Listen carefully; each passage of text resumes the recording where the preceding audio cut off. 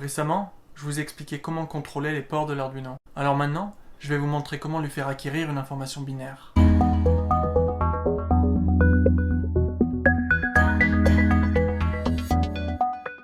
Pour faire l'acquisition d'une information binaire, on va utiliser le capteur d'état le plus simple qui existe, le bouton poussoir.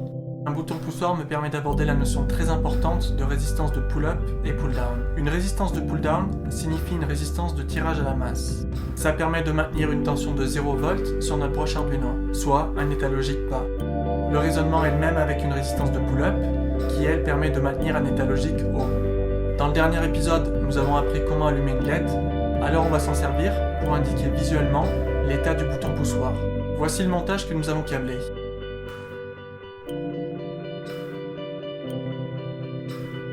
Une fois que c'est terminé, créez un brouillon. Commençons par déclarer l'affectation de nos ports et une variable état push-button. Ensuite, nous initialisons par défaut si nos ports sont des entrées ou des sorties. Puis notre boucle infinie, où l'on va se contenter de lire la valeur sur l'entrée de la carte, et en fonction de cette valeur, nous allons tout simplement allumer ou pas la LED. On utilise pour cela la syntaxe suivante.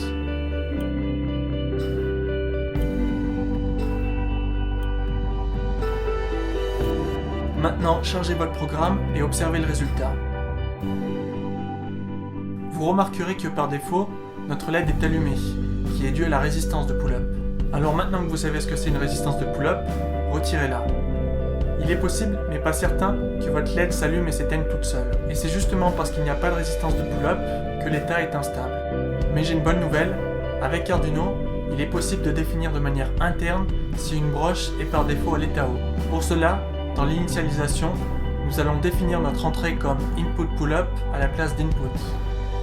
Observez par vous-même que le résultat est identique.